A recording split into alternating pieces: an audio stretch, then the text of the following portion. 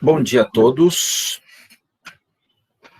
Nossa conversa hoje de comportamento motor vai para atender uma pergunta básica hoje. Então, eu vou apresentar o material, aquele material que eu mandei para vocês darem uma lida, só que eu vou ser bastante rápido com eles. E vou jogar uma situação problema para a gente responder, vocês vão responder coletivamente, tá? Mas eu já explico o modelo da nossa conversa hoje.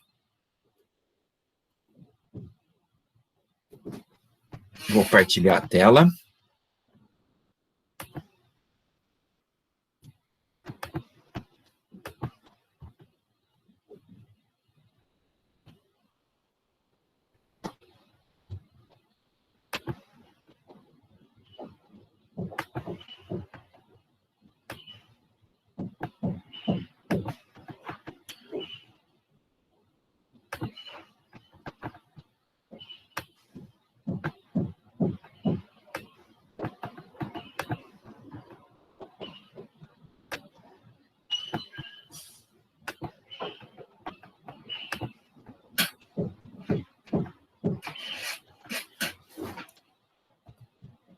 Bem, pessoal, conceituando a habilidade motor, eu sempre esqueço de mudar a data no começo ali, mas eu sempre vou atualizando para a gente conversar um pouco.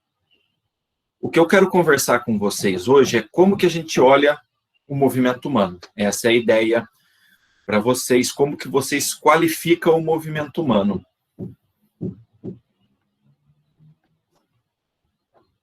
Duas coisas que são importantes para mim. O princípio da totalidade e da especificidade. Se a gente for buscar lá comportamento motor 1, eu falei de teorias sistêmicas para vocês, de como vocês observam o fenômeno. Aqui entra ponto fundamental para a gente. Integração do sistema. Tudo é uma resposta. Se a gente for pegar a evolução humana é uma resposta, é uma adaptação de uma estrutura frente a uma função. Não é a questão do determinismo lá de Platão, de Aristóteles para ser o determinismo, onde a estrutura surge para resolver a função, ou ela já existe resolvendo a função, não. O processo do ser humano, ela se adapta frente ao problema do meio, e isso gera transformação. E essa frase vai ser bastante importante para a gente. Duas frasezinhas de determinação aqui, movimento de caracterização para um deslocamento do corpo ou de parte deste num padrão espacial, temporal, portanto, é observável e mensurável. A minha pergunta para vocês é, como vocês qualificam o movimento? Essa é a ideia que a gente vai conversar hoje, essa é a ideia do problema que eu vou jogar para vocês hoje.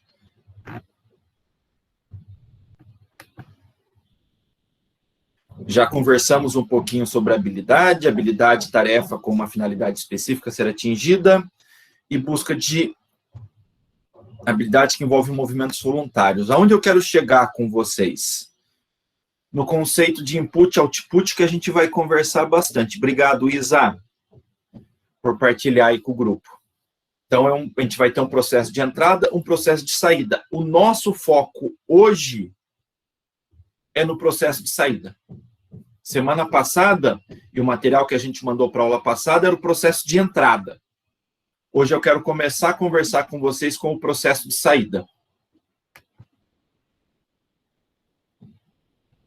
Basicamente, é essa a ideia que eu queria que vocês pensassem hoje.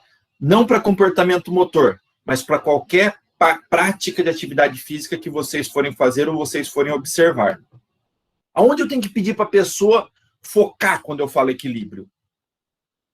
Então, o que eu quero que vocês comecem a pensar hoje, olha como é uma coisa extremamente besta. O Jonathan colocou equilíbrio e estabilização. Como que eu ensino o movimento para a pessoa? É isso que a gente tem que começar a perceber. Perceber o ambiente, estimular a compensação. Jonathan, eu aqui na minha casa, ensinar equilíbrio, eu estou aqui no quarto, eu vou ensinar equilíbrio, é uma coisa. Ele está num ambiente aberto. É a mesma coisa ensinar equilíbrio? Olha como são pequenas palavras que eu estou jogando para vocês, e são as palavras que vocês vão ter que começar a focar a partir de agora.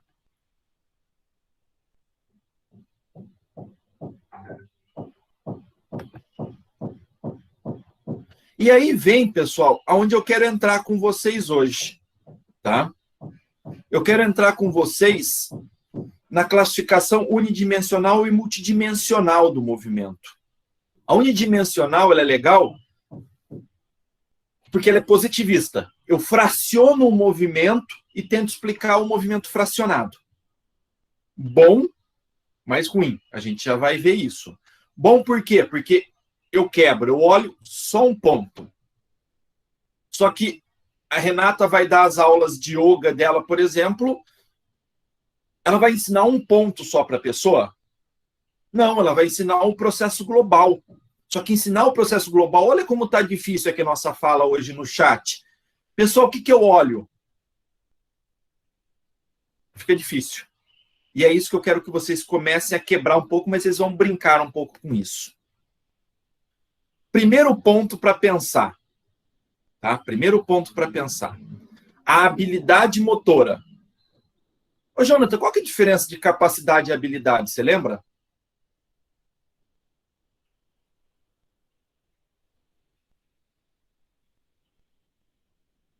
Jonathan.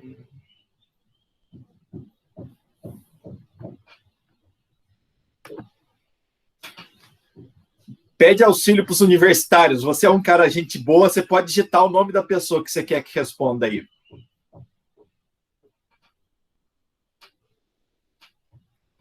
Dou-lhe uma. Dou-lhe duas. Vou para o chat. Vou olhar o nome. Amanda. Qual que é depois da Amanda? Professor, Fala, garoto. posso dar um chute aqui? Vai, Guilherme. Minha Chute, só acerte. Tá. A minha mãe está assistindo a aula também. Na verdade, o chute o comentário foi dela. dela. É dela. Vou dar nota para ela, Guilherme. Tá. Oi? Vou dar nota para ela. Tá, posso falar? Lógico. Quer falar? Você não, fala ela, meu amigo.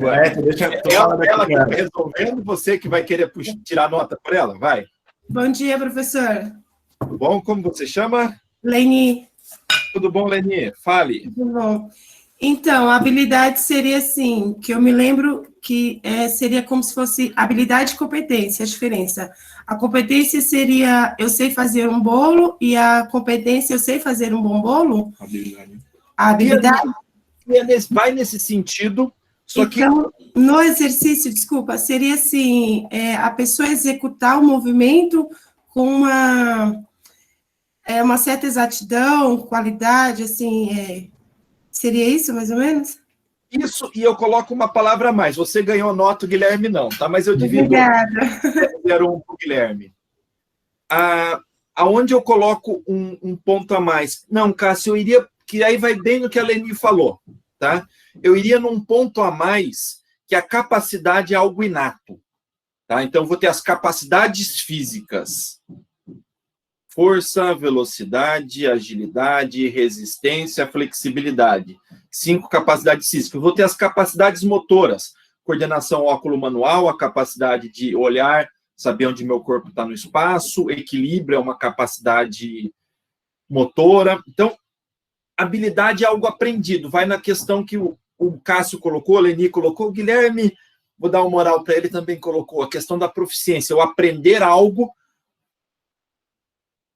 mas eu dependo de algo que eu tenho, uma base que eu tenho. Para eu conseguir ter uma capacidade de óculo manual, capacidade de precisão, se eu tiver uma lesão, por exemplo, cerebelar, eu não vou acertar meu nariz se eu tiver de olho fechado. Tá? Então, isso é uma coisa legal.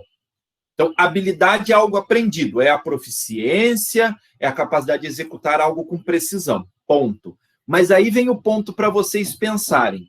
O primeiro ponto dessas habilidades são as habilidades cognitivas e motoras. O que é uma habilidade cognitiva e motora? Exercício físico tem algo que é mais cognitivo, tem algo que é mais motor? Tem. Se a gente for parar para pensar algo, por exemplo, como levantamento de peso, eu uso mais o corpo para ter o processo final, ou eu tenho que tomar a decisão com precisão para ter o processo final? Eu vou precisar mais do corpo. O Alan colocou aqui o xadrez. Eu acho que é bem por aí. Se a gente for colocar habilidades mais motoras, habilidades mais cognitivas, ó, a gente vai ter do lado da habilidade minimizada, controle maximizado, salto em altura, levantamento de peso, trocar um pneu.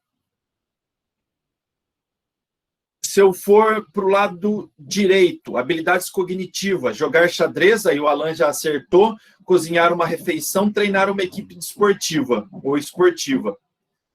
E no centro, jogar de um quarto zagueiro de futebol americano, puta, que tradução errada, mas é o que está no livro do Schmidt. Jogar de quarto zagueiro é o quarterback no futebol americano, gente. Só que eu deixei o termo que eles usam lá no livro só para a gente ver como foi a descrição. Dirigir um carro, caminhar um terminal movimentado. Se a gente for pegar ao pé da letra, é isso aí. Tá? Tiago, se igualam. Deixa eu fazer uma pergunta aqui para o meu grupo aqui. Deixa eu achar um... Vou ser preconceituoso na minha fala, hein, pessoal? Vou ser preconceituoso. Depois vocês me criticam, tá bom? Mas eu já estou falando que você é preconceituoso. Mariane, você está por aí?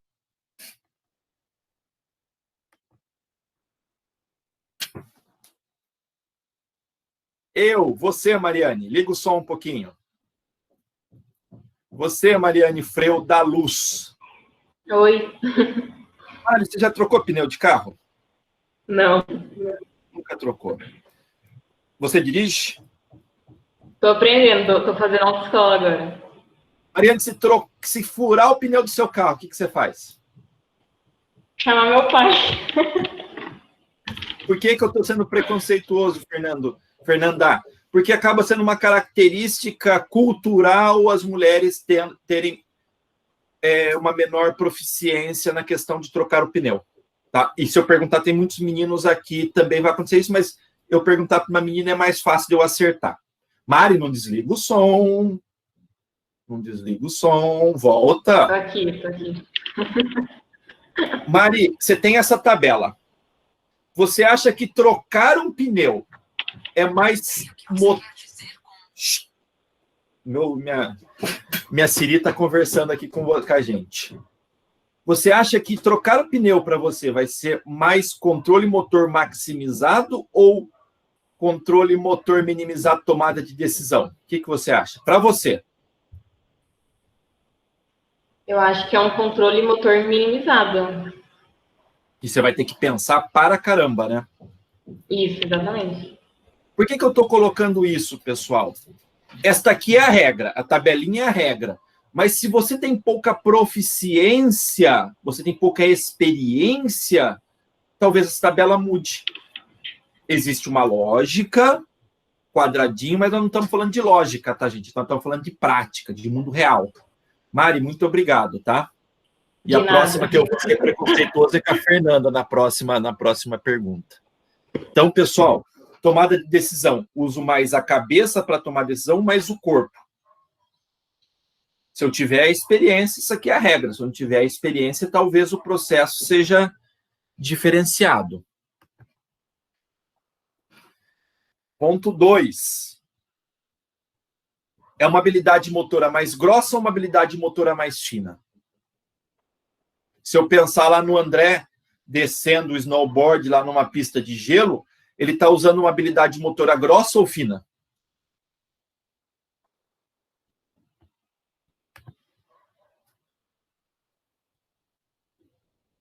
O Cássio está colocando grossa, o Alan está colocando fina.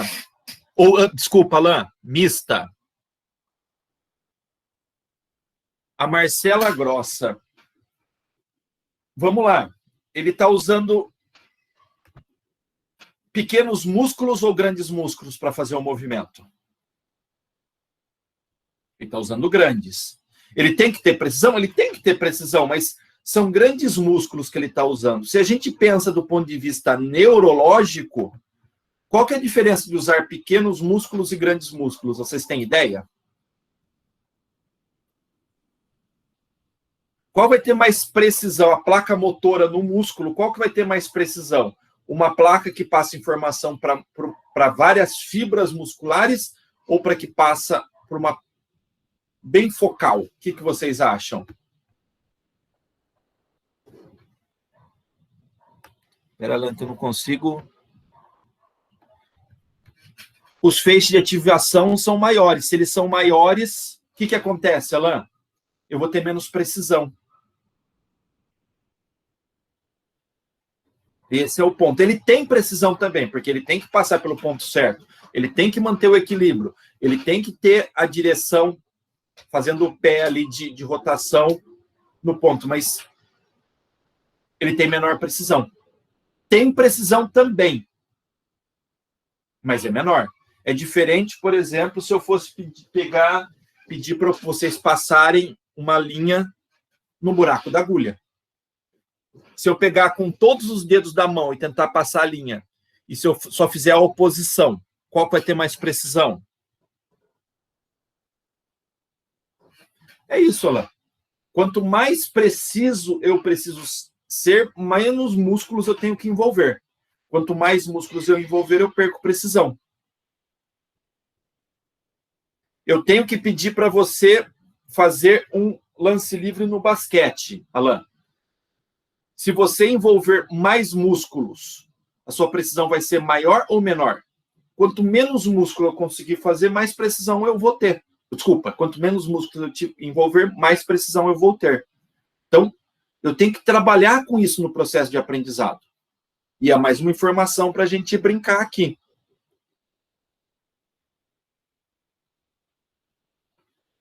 Então, Thiago, eu estava pensando, estava aqui.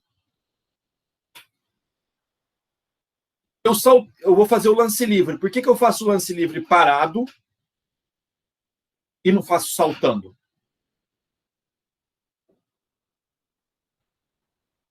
Se eu saltar, eu envolvo mais coisas. Eu envolvo uma variação ambiental.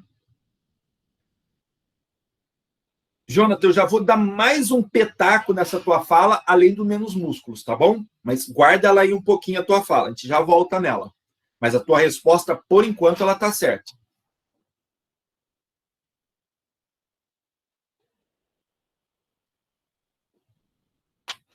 Pode atrapalhar. Mas, pessoal, só vamos ficar, por enquanto, com o músculo, tá bom? No lance livre. A gente já volta para colocar mais um probleminha para vocês. Tá? Olha que legal esse slide. Não tem a palavra educação física aqui.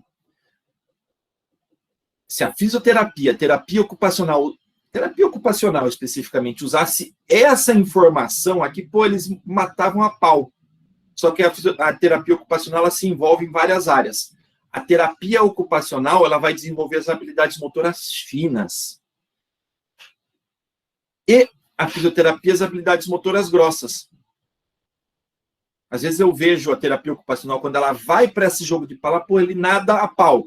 Quando ele começa a se perder no sua epistemologia, aí se complica um pouco.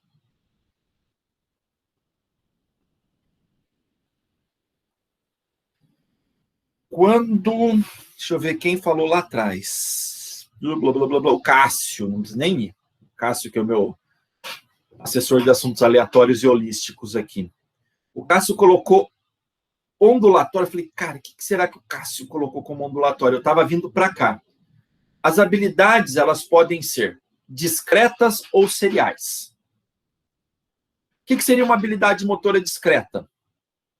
Uma habilidade breve, que eu sei aonde ela começa e aonde ela termina. Indo para a minha discussão com o Jonathan aqui. Lance livre. Comecei o lance, 0, 1, 2. Terminou. Eu sei o começo e eu sei o final. A serial é se eu começasse o Cássio com as bolas aqui do lado e o Jonathan recebesse a bola. Recebeu a bola 1, recebeu a bola 2, recebeu a bola 3, recebeu a bola 4, recebeu a bola 5. Eu faço o mesmo movimento várias vezes e eu construo uma grande frase motora. Tá? Ô, Ciro, isso aí tá certo que você está falando? Olha aqui o que a gente tem. A gente tem a discreta, a contínua e a seriada.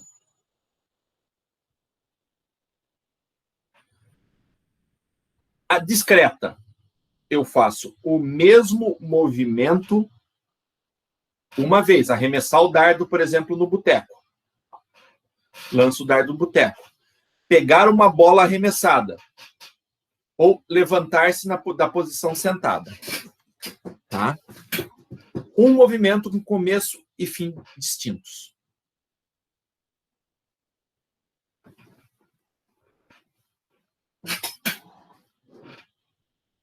Habilidade contínua. Eu vou fazer a mesma coisa várias vezes e eu não sei aonde um movimento começa e onde ele termina. Por exemplo, a natação. Aonde começa o movimento de rotação do braço, circundução do ombro, e aonde termina. Eu não sei separar. Eu não sei separar, por exemplo, no patinar o gelo. Eu não sei separar na corrida. Então, esse é o movimento contínuo. Já o seriado, martelar um prego, rotina de ginástica, escovar os dentes. Os movimentos são iguais? Não. Eles são diferentes. Então, habilidade discreta. Frasezinha, um movimento. Contínua. Vários movimentos iguais juntos. Seriadas. Vários movimentos diferentes conectados. Se eu for pegar, por exemplo, o André, descendo no snowboard que eu mostrei para vocês, ele está aqui. Se eu for pegar martelar um prego, é igual um movimento outro? Não, o prego entra. No meu caso específico, depois da primeira martelada, o prego já está torto e cada movimento vai ser diferente. Mas olha como é legal isso para eu ensinar. O que é mais fácil ensinar? As habilidades contínuas, onde os movimentos são iguais, ou as habilidades seriadas, onde cada movimento é diferente? Ou se ensinar um movimento só?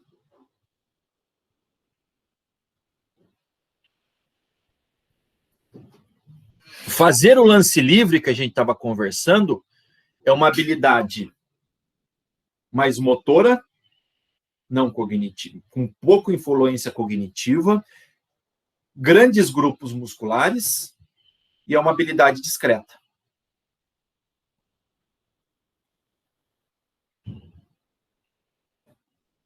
A Tarsila colocou que as seriadas são mais fáceis. Se for colocar entre seriada e contínua...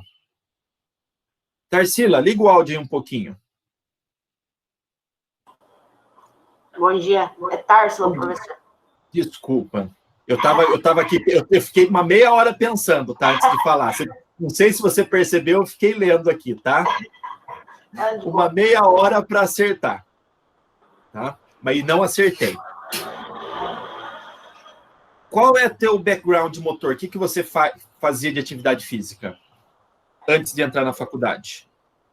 E musculação. Musculação, legal. E você fez dança alguma vez na sua vida? Não.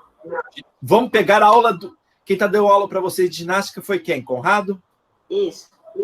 Vixe, Maria. Então vamos lá. Vocês tiveram que fazer uma rotina de ginástica em algum momento da aula? Sim. Como que você se saiu? Foi bem difícil para mim, porque como eu nunca tinha tido nenhum contato com dança, algo do tipo que tivesse uma expressão corporal maior, foi mais complicado para mim. Então... Legal. Deixa eu fazer uma pergunta capciosa em relação a isso. Tá? Eu não vou nem pedir para você colocar o vídeo, tá bom? Para não fazer você passar vergonha. Mas levanta para mim. Fique, você está na sua casa? Sim, Levanta, fica em pé. Você consegue caminhar aí, dar uns passinhos para frente, para trás? Consegue? consigo. Então vamos lá, rapidinho para mim. Dá 3 passos para frente, 2 para trás, 1 para a direita, 1 para a esquerda, dá um giro, um salto e um passo para trás. Vamos lá? Ixi, eu parei no passo para trás. Mas era o meu objetivo, eu sobrecarreguei tua memória, tá? Quando você coloca, pode sentar de novo, já te sacaneei. Mas e vocês, pessoal, pode pensar aí se vocês pelo menos lembram o que eu falei. Quando eu vou fazer uma habilidade contínua, ela é igual. A seriada, ela é diferente. Eu fiz uma habilidade seriada com você. Normalmente, o pessoal, quando eu dou uma expressão muito grande, lembra a última e a primeira parte. Eu já fiz de sacanagem mesmo para você pensar. Então, quando a gente coloca o processo, o que é mais fácil ensinar? Vou fazer a reabilitação com um sujeito que acabou de ter um acidente vascular encefálico. Quero ensinar ele a reaprender a andar.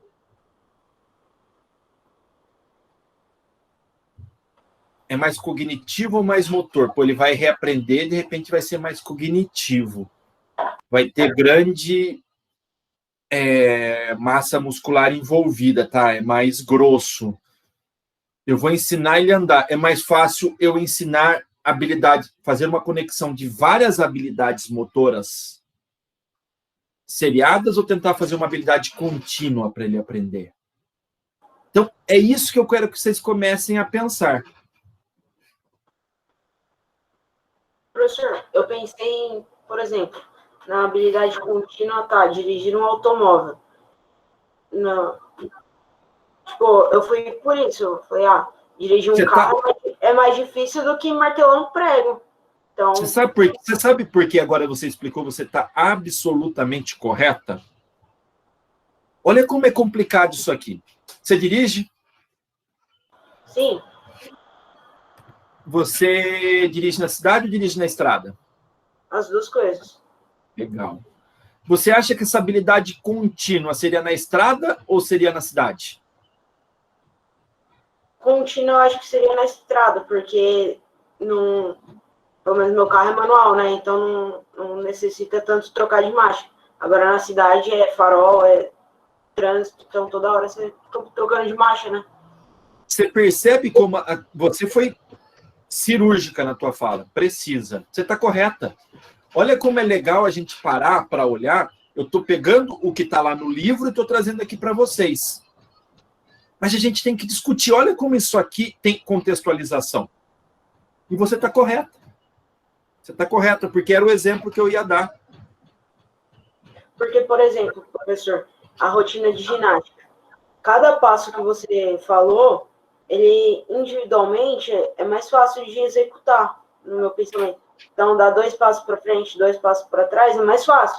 Talvez eu não lembre a sequência, mas cada movimento, se fosse separado, se ele fosse fragmentado, eu conseguiria realizar. Mas você concorda comigo que... Vamos pegar o seu background. Eu fazer 10 movimentos na academia é mais fácil. 10 movimentos, eu faço 10 movimentos supino, flexão, extensão, tá?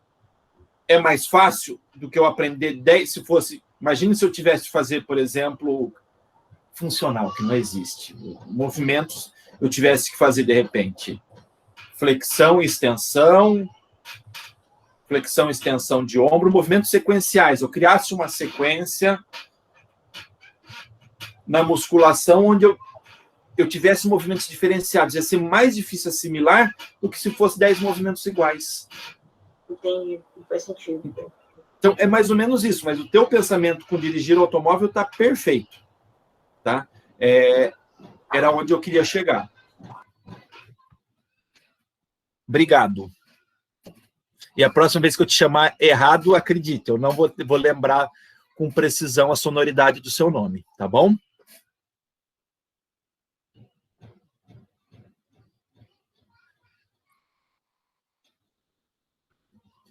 Jonathan, o que você chama de empírico? Não sei.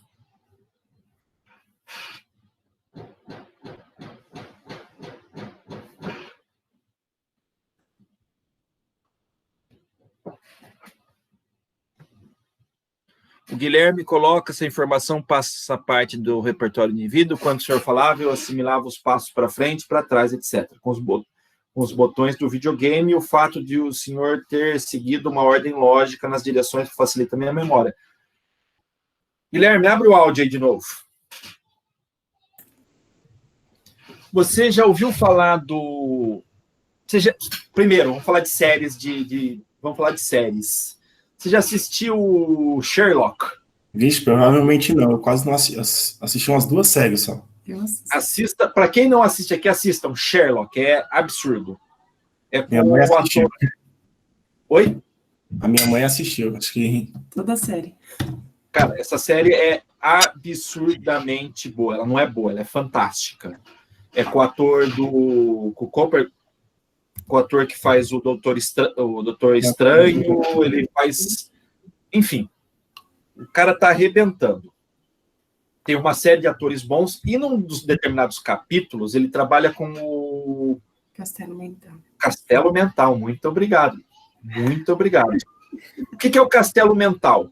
O Castelo Mental é uma ferramenta mnemônica para potencializar a memória. Eu quero pegar uma coisa que eu tenho dificuldade de memorizar, eu pego essa coisa, eu pego, por exemplo, habilidades discretas, contínuas e seriadas, e eu coloco ela dentro da minha casa, aonde é o meu castelo. Eu vou colocar dentro daquele armário e na segunda gaveta. É um jeito de eu ativar a memória e buscar informação. Quando você fala para mim, por exemplo, os controles do videogame, é um jeito de castelo mental, é uma ferramenta de castelo mental, porque eu ativo fisicamente como eu quero guardar. Tem gente, por exemplo, que quer guardar o número de telefone, ele começa 98114, ele vai teclando fisicamente, movimento, para acionar a memória. Isso aí é uma prática de castelo. A gente tentar fisicamente ativar o que você estava tentando fazer, ativar. De repente, a Tarshila, acertei a sonoridade. Ela poderia estar fazendo 2 passos para frente, 1 passo para trás, um giro, passo para a direita, um passo para a esquerda, para facilitar a memória dela. Não sei. Cada um vai ter a sua estratégia de memória. Por que eu coloquei o Sherlock especificamente? Porque todo momento ele usa estratégias mnemônicas para mostrar a sua grande capacidade. Série tipo do Sherlock Holmes? Pode.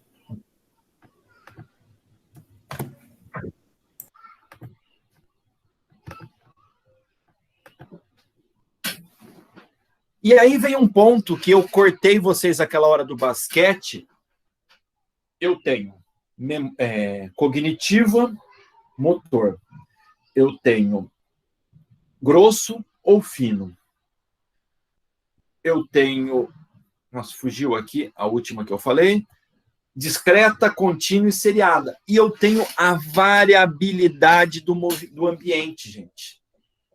Habilidades motoras abertas, o ambiente muda. Habilidades motoras fechadas, o ambiente não muda. E isso é uma coisa bem legal. Quando eu faço lance livre, o ambiente está mudando? Teoricamente está, porque eu estou perdendo o contato ao solo. Vai dificultar um pouquinho mais, porque eu tenho uma pressão temporal. A pressão temporal é o quê? Se eu estiver no ar e eu não jogar no ponto certo do movimento, eu vou precisar de mais ou menos força, eu vou precisar de ajuste de força.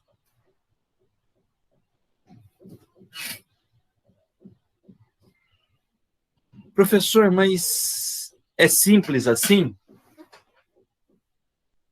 Mais ou menos. Eu vou ter o ambiente previsível e o imprevisível. Eu vou ter o semi-previsível. Então, ambiente imprevisível. Jogar futebol, luta greco-romana ou perseguir um coelho. Eu sei para que lado o coelho vai correr? Não. Eu sei para que lado do futebol o zagueiro ou o atacante vai cortar? Não. É mais difícil prever ou planejar um movimento sem saber o que vai acontecer no futuro. E do outro lado, eu tenho um ambiente travado. Cortar vegetais, não muda. Digitar, não muda. Ginástica, não muda. O piso está lá. Agora, caminhar na corda bamba. Eu sei onde vai estar a corda? Espero que eu saiba. Ou slackline? Espero que eu saiba. Dirigir um automóvel. Eu sei que a estrada está lá. Eu sei os controles do meu carro. Mas será que não vai chegar um outro carro e vai atrapalhar o sistema? Não pode cruzar uma pessoa não pode atravessar a rua? Então, o ambiente ele é semi-controlado. Saltar para fazer o lance livre, ele é previsível? Eu vou subir e descer, só que para o meu movimento eu tenho que entender que vai ter uma oscilação do corpo. Pequeno, mas vai ter. Vamos colocar ele como previsível. Mas mesmo assim é mais difícil fazer o movimento saltando do que parado, porque existe uma variação do movimento.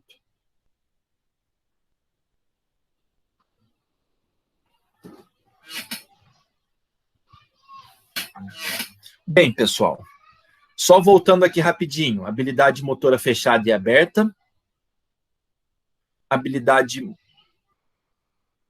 discreta, contínua e seriada, habilidade motora grossa ou fina, e motora ou cognitiva. O que eu quero de vocês? Nós temos 32 pessoas na sala, pessoal.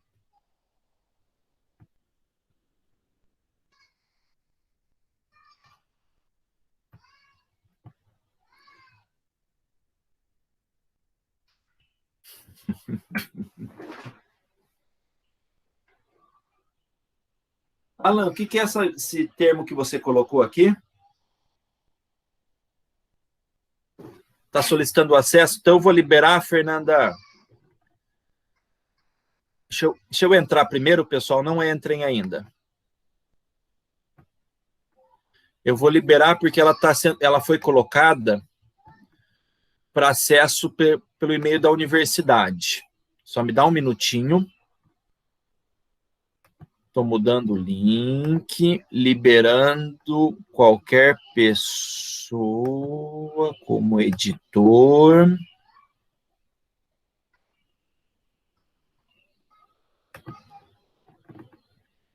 Qualquer pessoa com o link.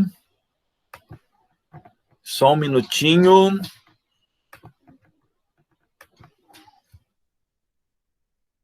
Pronto.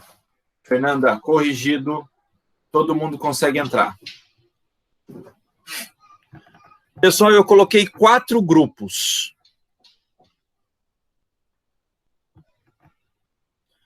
O que eu vou pedir para vocês? Entrem em um grupo. Se vocês quiserem, eu ia sortear, colocar vocês em grupos separados, a partir da minha perspectiva, mas eu não vou ser tirânico, não.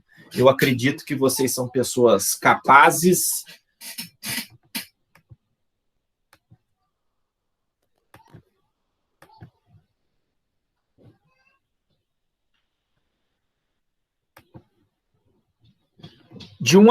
Tem gente aqui criando páginas, mas é de 1 a 4, tá, gente? Eu dei a liberdade de vocês editarem, tem gente colocando aí, já entre de 1 a 4, entra no grupo aí, coloquem os seus respectivos nomes, tá bom?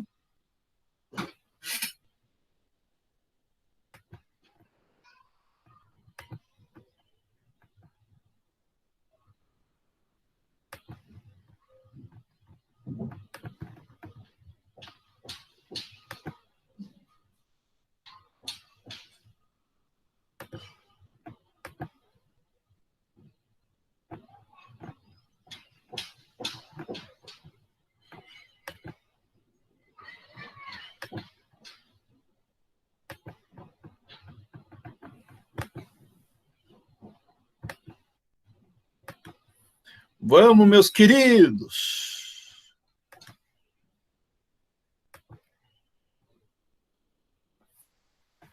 Enquanto vocês vão aí colocando nome, eu sei que é uma coisa bem difícil para todo mundo, eu estou partilhando. Boa, Fernanda. Não vi aqui. Guilherme, você vai ser o editor. Do lado esquerdo, Guilherme, muito obrigado por ter feito a pergunta. A Fernanda é minha assessora de assuntos aleatórios e holísticos. Do lado esquerdo, você vai ter uma barra de ferramentas. Você vai ter caneta para escrever, você vai conseguir copiar e colar sticks, você vai poder colocar texto, você vai poder colocar foto, você vai poder fazer várias coisas. O que eu vou querer de vocês? Eu vou jogar um vídeo para vocês agora, aqui. E eu quero que vocês analisem o vídeo. Vocês podem assistir o vídeo todo. Eu quero que vocês olhem no 1 minuto e 59 até o final. E eu quero que vocês façam uma análise unidimensional dos movimentos executados.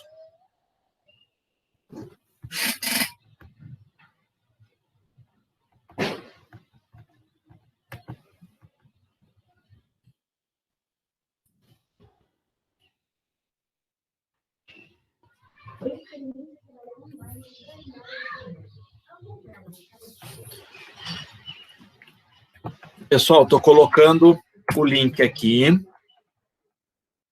Estou partilhando a tela para quem quiser assistir comigo.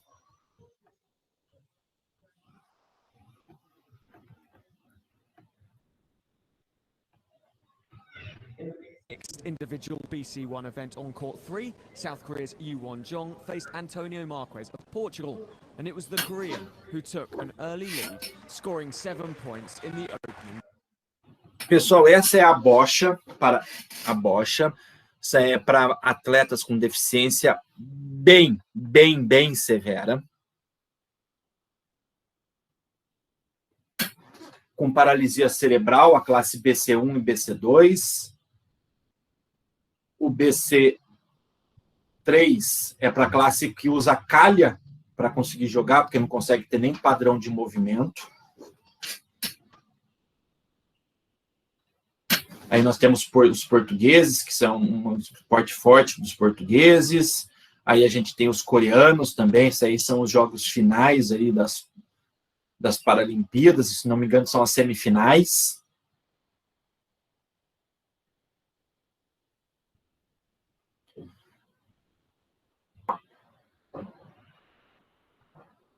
E aí entra o que eu quero que vocês comecem a olhar, não, mas isso aí são a classe BC4, uma das semifinais.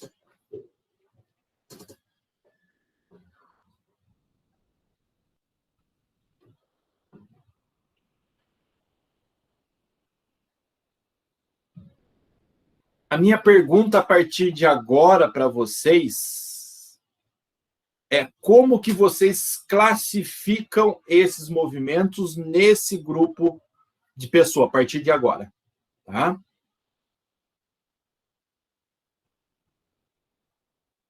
Como que vocês classificam de maneira unidimensional os movimentos dessas pessoas? Uai. Deixa eu ver o que aconteceu, por que não está partilhando aqui.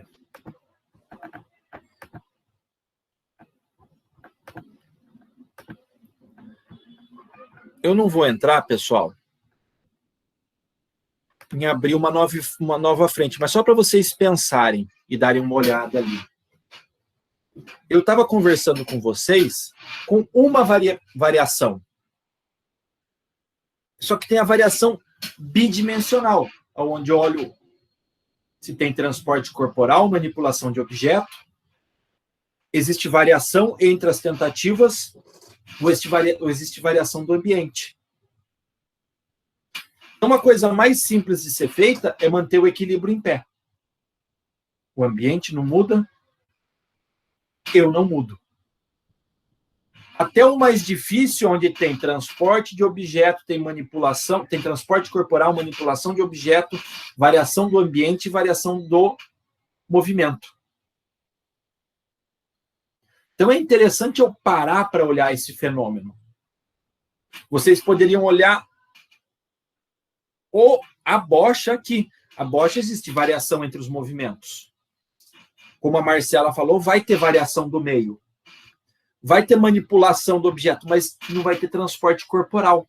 O corpo vai ficar parado.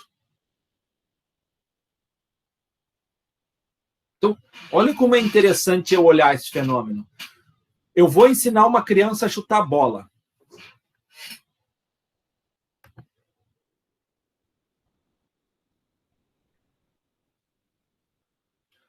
Entre os dois Gabriels aí, no áudio. Já que o Gabriel Petilli foi o primeiro indicado e eu não chamei ele. Oi. Por que vocês dois colocam o Pocoyo na imagem de vocês? Ah, o Pocoyo. É porque o Pocoyo é maneiro. E eles estão de Juliette. É a duplinha do mal essa aí. Estão de brincadeira, viu? Fala uma coisa para mim. Vocês vão ensinar uma criança de 5 anos a chutar a bola. Vocês vão fazer a criança chutar a bola parada ou a bola rolando? O que vocês fariam primeiro? Parado. É muito mais quer dizer o quê? Que sim? Não, eu concordei com ele, porque ele falou primeiro. Mas eu acho que parado é mais fácil, né? Porque correndo você tem muito mais informação para coordenar. Mas peraí. A bola parada foi a primeira pergunta. Você já falou outra coisa. Não, mas tipo, mesmo com a bola mesmo. A bola correndo é muito mais difícil. Tá. Porque tem que ter essa noção de espaço. O que vem a pergunta para vocês? O que vocês ensinariam em segundo? Em segundo? A bola em movimento ou a criança em movimento?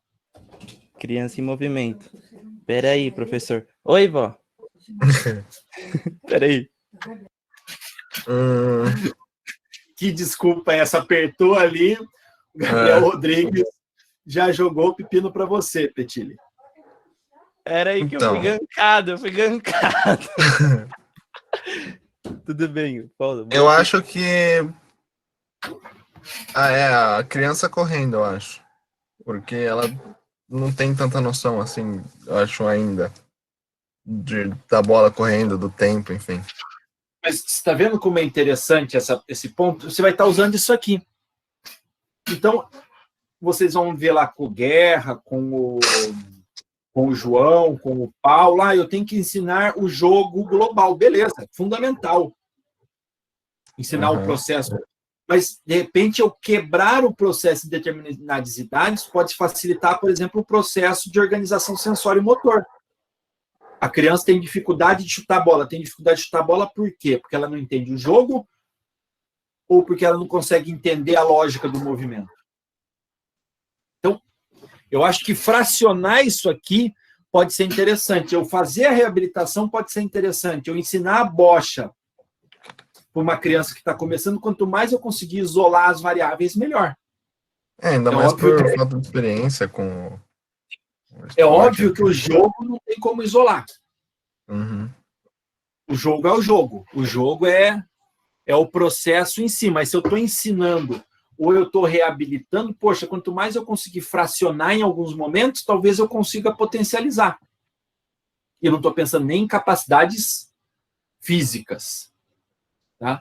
De repente eu consigo ensinar, mas entender o contexto é onde eu vou entender o processo de maneira global.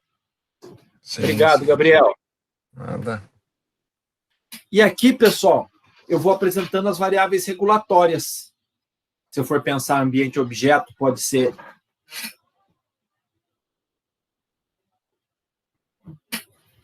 Gabriel, a minha resposta para você vai ser sim e não. Vai ser sim e não. Porque qual que é o problema? Volta aí, Gabriel. O áudio.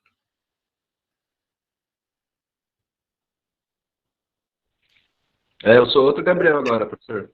Perfeito. Perfeito. Por que você acha que, independente da idade, sem experiência prévia, o que você justifica aí? Porque das vezes com as pessoas que eu já trabalhei que nunca fizeram, por exemplo, algo parecido com o que eu estava passando para elas, Foi mais fácil para mim ensinar coisas isoladas e depois pedir para ela fazer tudo e sair o movimento. É mais Entendi. uma questão empírica mesmo. Perfeito. E aí eu vou colocar um senão. A sua fala não está errada, mas eu vou colocar um senão. Será que elas entendem o todo dentro as partes dentro do todo? A função? Porque uma coisa, por exemplo, eu pedi para você treinar arremesso na cesta no basquete. 1, 2, 3, 4. Será que em algum momento do jogo você vai conseguir repetir esse gesto técnico, pensando que você vai ser marcado? Ou o surf, eu ensino você a levantar na prancha. Areia, levantar. Areia, levantar. Em algum momento, a prancha vai ter aquela estabilidade dentro da água? Ah, mas aí eu vou a variação peso, tipo e forma, por exemplo, da prancha para gerar mais ou menos variabilidade. Aí a gente está começando a discutir no caminho que eu quero que vocês falem. Mas o todo é importante. Eu entender o todo é importante, mas pedagogicamente eu tenho que entender que em alguns momentos, talvez fracionar, eu consiga potencializar o movimento. Em alguns momentos. Professor, eu acredito que o todo começa a fazer mais sentido para o aluno quando ele não precisa mais pensar tanto para fazer. Quando as partes isoladas acabam dando uma continuidade mais natural para a pessoa realmente por repetição, por tempo de repetição, continuar repetindo aquilo e entender melhor cada parte isolada. Porque é que nem quando alguém vai jogar futebol, não adianta a pessoa ficar olhando para a bola, ficar querendo pensar em tudo que vai acontecer. Tem que fluir, né, o movimento. Eu acho que a maioria dos esportes e práticas acaba sendo assim. Você fazia o que antes de entrar na faculdade de prática esportiva? Muay Thai e musculação. Vamos para o Muay Thai? Sim. Você vai fazer pushing ball ou vai fazer saco de pancada, tá? Te dá o mesmo prazer do que se for para a luta? Fazer o saco ou ir para a luta? Ficar chutando o saco ou ficar tentando acertar o adversário? É como já dizia o Bruce Lee, o saco não revida. Não revida. Mais do que o saco não revida, o saco, se ele não revida, ele não te dá prazer. Por mais que o saco ele tenha uma variação, que a gente está vendo lá, ele tem uma variação intermovimento, porque cada hora ele vai estar numa posição, se for dinâmico a coisa, se não tiver ninguém segurando, tá? Você não vai ter uma resposta, você não tem uma resposta de prazer, é mais fácil, mas ao mesmo tempo o saco não revida. Sabe o Bruce Lee. Então, é interessante a gente pensar nisso. E se eu for pensar a hora do chute, aonde é mais fácil? Aprender no saco ou aprender contra um adversário? Então, são legais a gente parar para pensar isso. É como se mais ou menos o saco tivesse mais na parte de isolar cada movimento, e se na prática fosse um todo, né? Porque você, olhando com os olhos de alguém que entende, por exemplo, você vê uma pessoa batendo no saco de boxe, você vê um lutador experiente batendo no saco de boxe, com certeza a postura dele em cada movimento vai ser muito mais bonita e bem feita do que durante uma luta, mesmo ele sendo profissional. Sim. Então, se a gente for parar para pensar, o saco de boxe não tem transporte corporal, não tem manipulação do objeto, tá? Ele estaria sem transporte corporal, manipulação do objeto. Ele estaria por aqui, né? Jogar um videogame, por exemplo, com joystick. Porque tem uma variação, mas não é tão complexo quanto lutar com o adversário. Olha como muda um pouco a perspectiva também. Isso aqui, pessoal, foi... Fala. É mais fácil você observar em iniciantes. Enquanto a pessoa, às vezes, eu estou passando com um aluno no movimento um saco de boxe, e ele está fazendo bem feito, bonitinho. Aí chega num dia de fazer a prática, eu ponho ele para lutar comigo, a pessoa simplesmente trava, não consegue fazer movimento, porque ela fica pensando muito no que ela tem que defender, que lado que ela tem que ir. Eu acho que, Gabriel, entra um pouco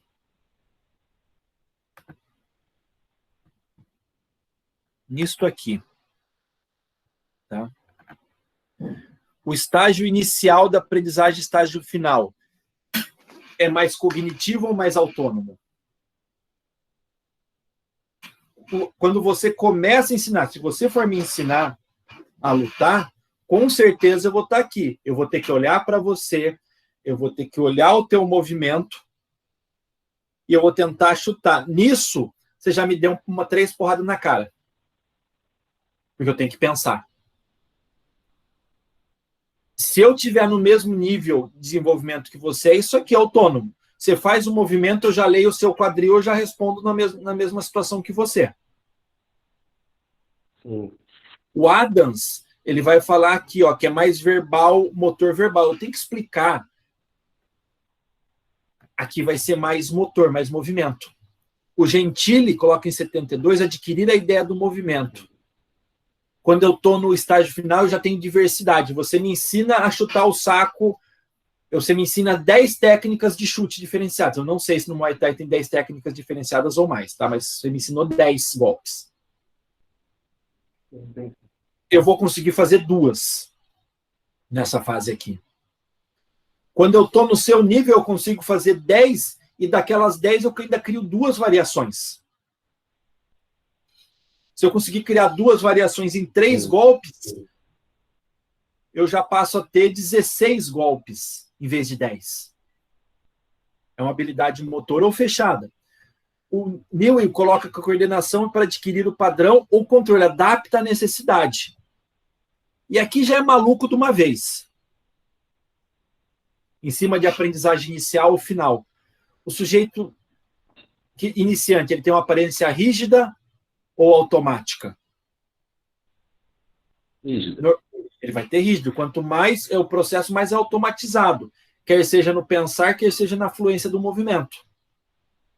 Ele vai ter maior ou menor precisão? Ele vai ser mais fluente ou inconsistente? Ele vai ser inconsistente. Você lutando, você vai ter uma fluência.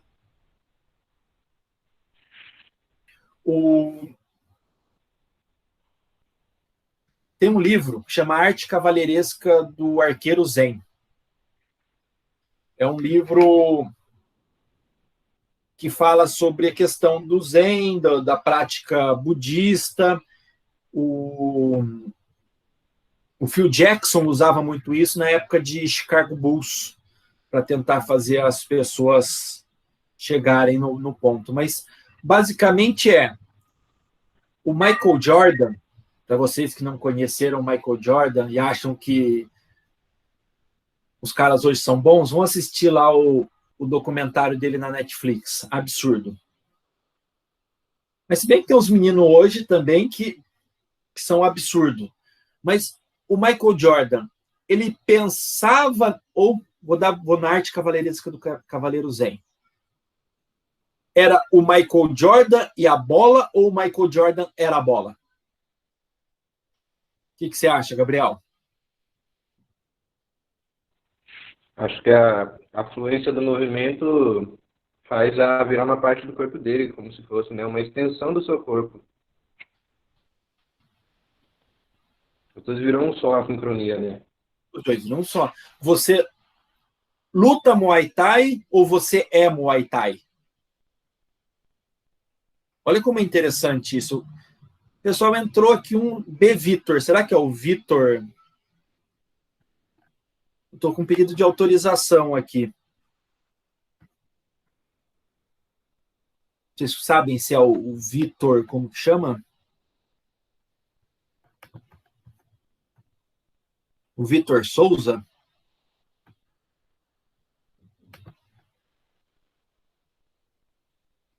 É ele. Mas voltando aqui, Gabriel, olha como... Mas olha como é interessante a gente parar para pensar. O cara é ele é o arco e o arqueiro, ou o arqueiro é o arco? Ah, professor, isso aí é meio viagem. Não, gente, é como eu sinto no movimento. O Ayrton Senna, ele fala que em determinados... O Ayrton Senna, ele era religioso, ele colocava em alguns momentos, quando ele ia chegar nesse ponto de fluência ao extremo, ele começava a ter visões de Jesus. No livro dele, que é bem legal, na biografia, ele fala que é um GP de San Marino, se não me falha a memória.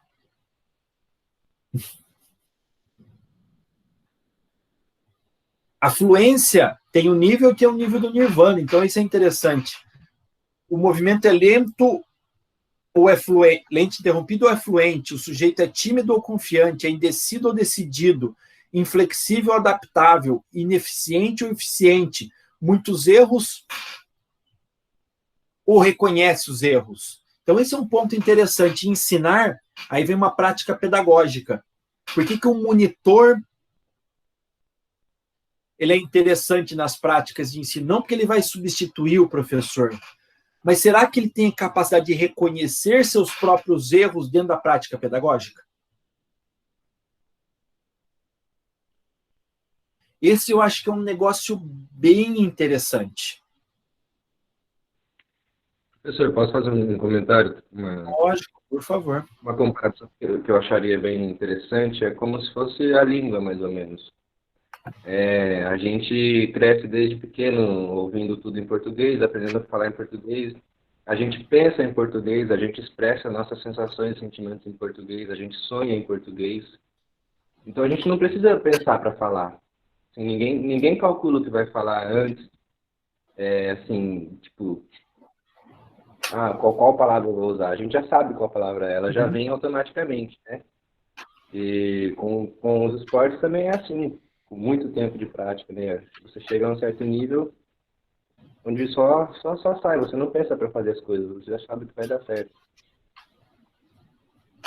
Você não tem medo, a gente não tem medo de errar a fala, né? Você nunca pensa que você vai errar uma palavra, a gente erra de vez em quando. Mas você nunca calcula, eu preciso pensar para não falar errado, para não errar uma palavra. Acaba sendo assim também com o esporte. Uhum. Vou dar um exemplo prático, Gabriel, com vocês. Se o Jean estivesse aqui, e a gente fosse ensinar um movimento para ele, será que ele vai estar percebendo o que a gente está passando? Será que a Fernanda, ensinando a repetição, ele vai conseguir aprender a patinar? Será que você ensinar o gesto, você está falando para ele prestar atenção aonde ele consegue prestar atenção? Você é doutrinado por 18 anos, 19 anos, 20 anos de informações visuais. O Jean não, o Jean ele tem uma limitação por conta da baixa visão dele. Será que eu vou conseguir fazer com que o movimento dele tenha uma maior flexibilidade? Estou sendo gentil com o menino. Há o Matias aqui, 30 anos. Isso é preconceito, viu? O que você chama de flow, Jonathan?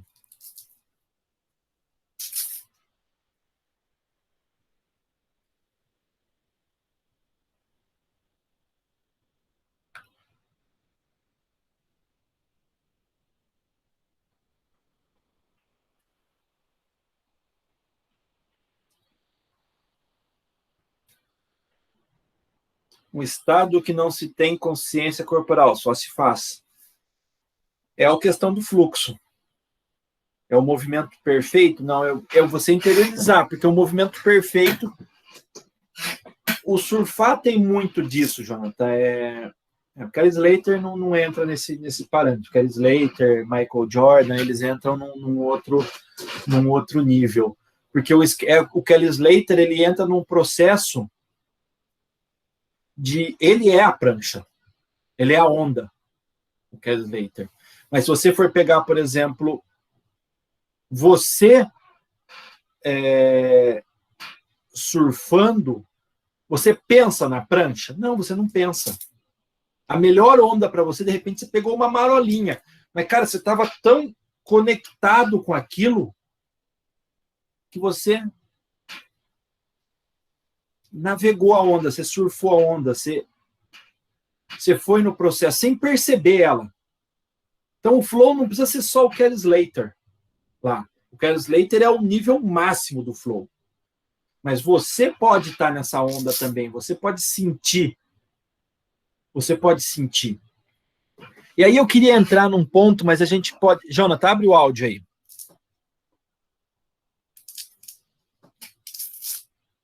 Já que você jogou pesado, vou jogar pesado com você também.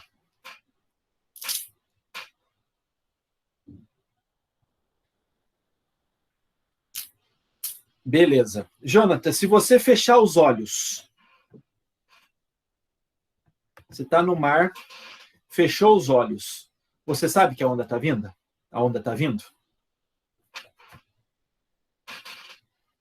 Você sabe a hora de começar a cavalgar a onda?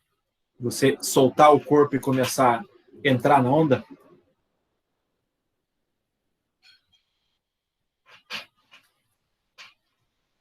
Isso é flow. Se eu pegar, por exemplo, e tem alguns estudos mostrando isso.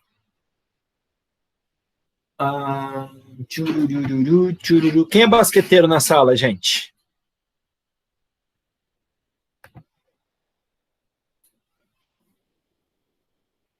Breno, você está na sala aí? Não. Outro nome?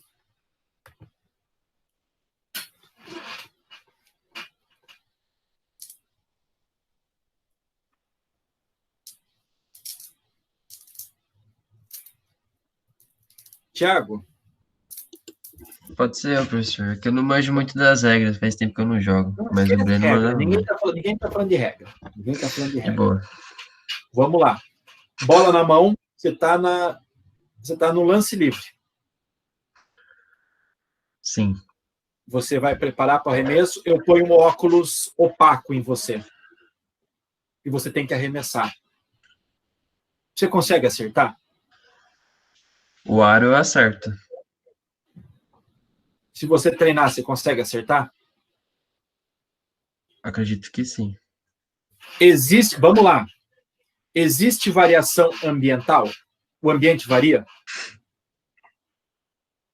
Não. Não. Na verdade, tem o tempo, né, que você falou já.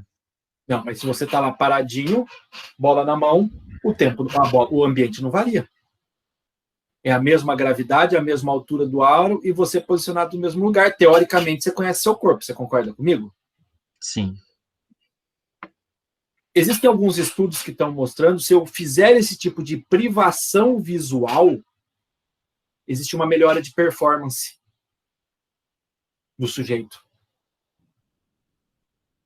A aula que vem a gente vai falar de feedback, mas olha, eu estou pegando uma ferramenta que a gente está conversando aqui, eu posso aplicar ela.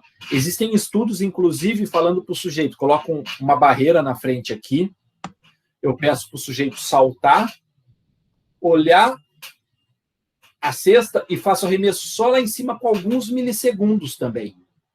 Vai nesse mesmo sentido. Tem variação? Tem.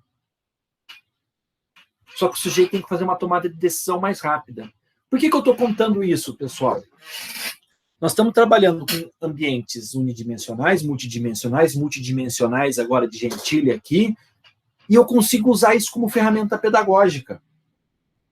O que eu quero que vocês comecem a pensar em cima do que a gente conversou hoje?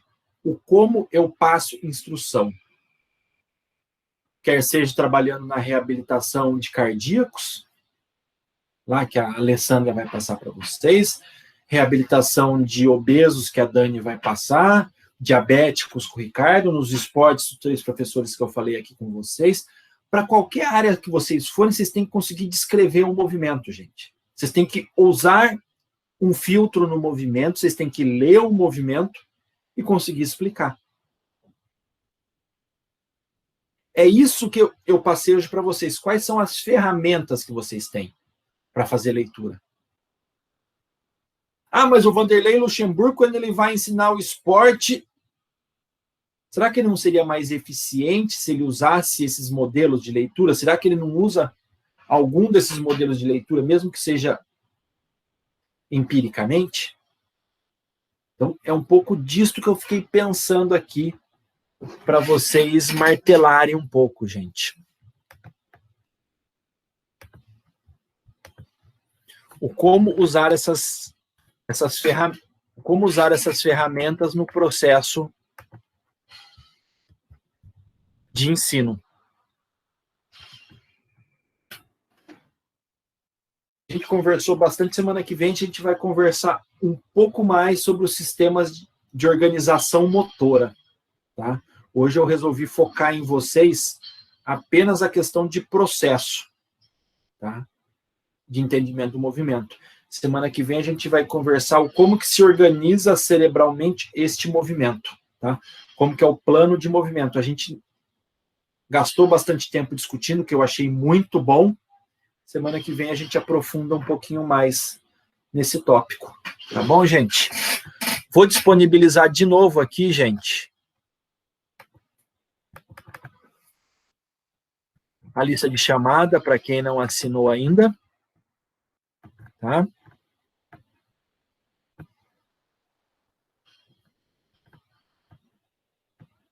Quem não assinou, por favor, assine a bichinha. Pessoal, alguma dúvida, alguma sugestão, alguma colocação e ou afins?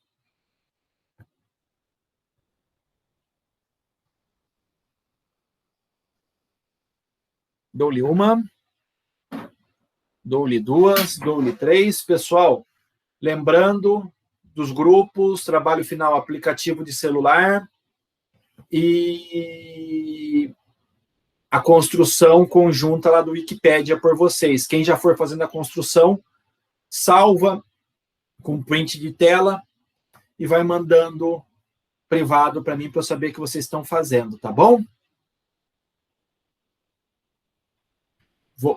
Vou parar a gravação.